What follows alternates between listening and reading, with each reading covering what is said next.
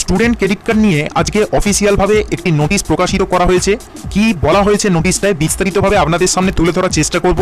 তাই যারা এই স্টুডেন্ট ক্রেডিট কার্ডের জন্য অ্যাপ্লাই করতে চাইছেন অবশ্যই অ্যাপ্লাই করার আগে এই ভিডিওটি প্রথম থেকে শুরু করে শেষ পর্যন্ত দেখে নিন।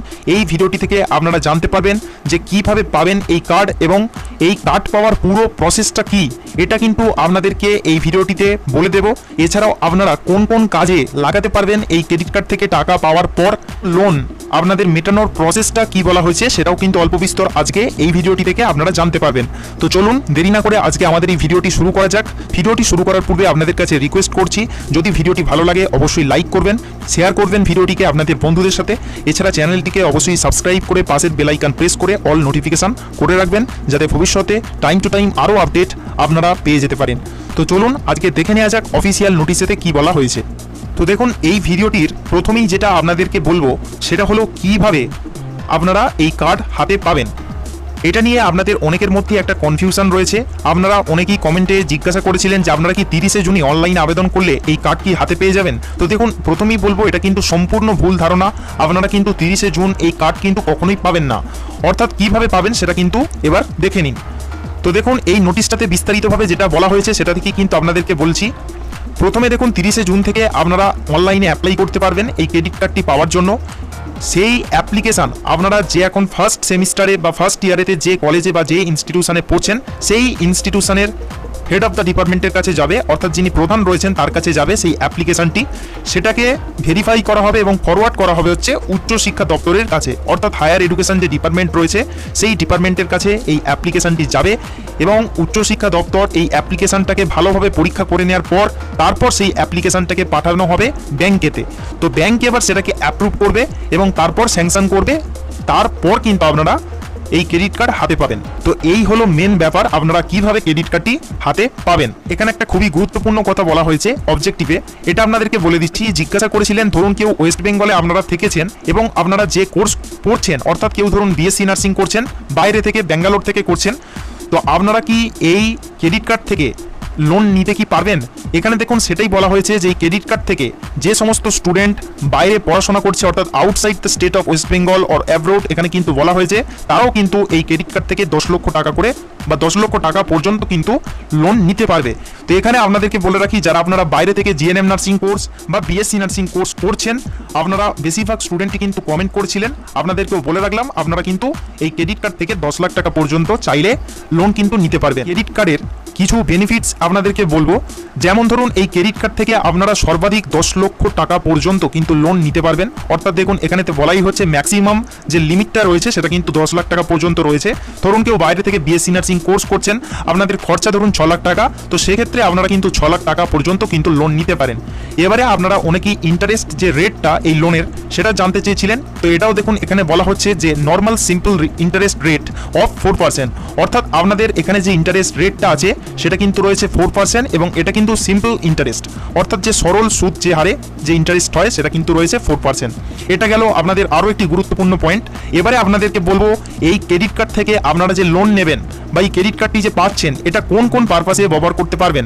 প্রথমেই বলবো, আপনারা যে কোর্স নিয়ে পড়াশোনা করছেন বা করবেন, ভর্তি হয়েছেন, আপনাদের সেই ইউনিভার্সিটি বা ইনস্টিটিউশন বা কলেজের যে টিউশন ফিস, এক্সামিনেশন ফিস বা লাইব্রেরির যে ফিস বা অ্যাডমিশন ফিস, এই সমস্ত ফিস কিন্তু আপনারা লোন নেওয়ার পর বা এই কার্ডের মাধ্যমে আপনারা কিন্তু পেমেন্ট করতে পারবেন, কোনো রকম অসুবিধা কিন্তু আপনাদের হবে না।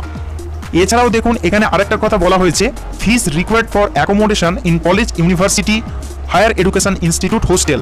আপনারা অনেকেই জিজ্ঞাসা করেছিলেন যে আপনারা কোনো কোর্স করছেন এবং সেটা বাইরে থেকে করছেন, সেটার জন্য আপনাদের হোস্টেল নিতে হয়েছে, তো হোস্টেলে থাকা খাওয়ার খরচা কি আপনারা পাবেন এই ক্রেডিট কার্ড থেকে বা আপনারা কি দিতে পারবেন।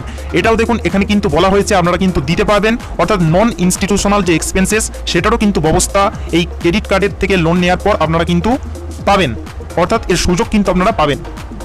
এরপর আপনারা যারা পেইং গেস্ট হিসেবে, অর্থাৎ রুম ভাড়া নিয়ে কোথাও রয়েছেন, হোস্টেলে থাকছেন না কিন্তু রুম ভাড়া নিয়ে রয়েছেন, ব্যাপারটা ভালো করে বুঝবেন, অর্থাৎ পেইং গেস্ট হিসেবে রয়েছেন, সেক্ষেত্রেও আপনারা কিন্তু এই টাকা নেওয়ার পর এখান থেকে খরচা কিন্তু করতে পারবেন। সেটা দেখুন আরেকটা যে পয়েন্ট বলবো, সেটা আপনারা অনেকেই জানতে চেয়েছিলেন যে টাকা নেওয়ার পর আপনারা সেই টাকা দিয়ে কোনো বই বা কম্পিউটার, ল্যাপটপ বা ট্যাবলেট এটা কি কিনতে পারবেন?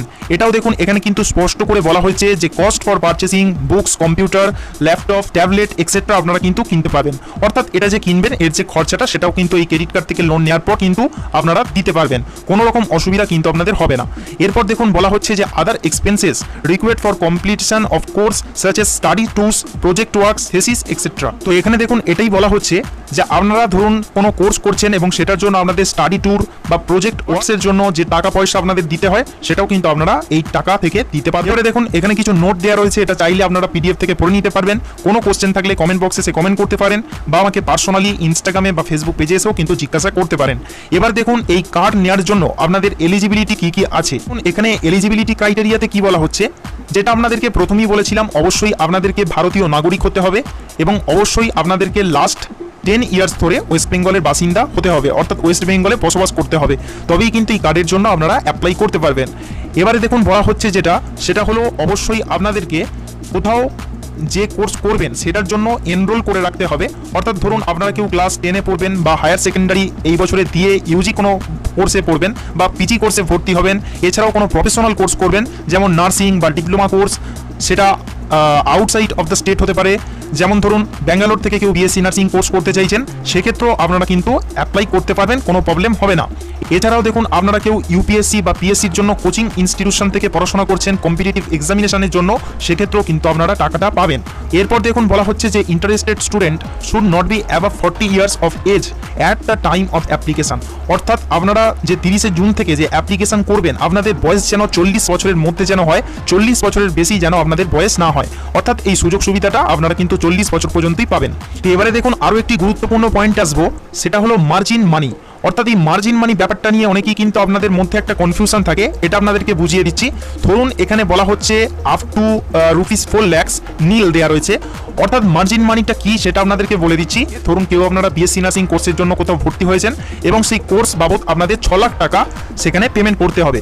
তো এই যে ক্রেডিট কার্ড থেকে যে লোনের ব্যবস্থাটা করে দেওয়া হচ্ছে, এটা কিন্তু মার্জিন মানি কিন্তু আপনাদেরকে দিতে হবে। অর্থাৎ যে ইনস্টিটিউশনে পড়ছেন সেখানে কিন্তু আপনাদের 5%, যদি 4 লাখ টাকার বেশি নেন, অর্থাৎ আপনাদেরকে উদাহরণ দিয়ে বললাম, যদি আপনি 6 লাখ টাকা নিয়ে থাকেন সেক্ষেত্রে আপনাদের 5% সেটা কিন্তু ইনস্টিটিউশনে দিতে হবে। এটা কি হচ্ছে বলে মার্জিন মানি, এবং বাকি টাকাটা আপনারা কিন্তু এই ক্রেডিট কার্ড থেকে যে লোন নেবেন সেখান থেকে কিন্তু দিতে পারবেন। তাই কোনো রকম অসুবিধা কিন্তু আপনাদের হবে না। আর আপনারা যে কোর্স করছেন সেই কোর্সের খরচা যদি 4 লাখ টাকার ভেতরে থাকে বা আপ টু 4 লাখ পর্যন্ত, সেক্ষেত্রে আপনাদের কোনো রকম মার্জিন মানি ইনস্টিটিউশনে কিন্তু দিতে হবে না। শেষ যে পয়েন্টটাতে আসবো সেটা হলো রিপেমেন্ট অ্যান্ড মনিটোরিয়াম। এর ব্যাপারটা দেখুন আপনাদেরকে অল্প বিস্তর বলে রাখছি।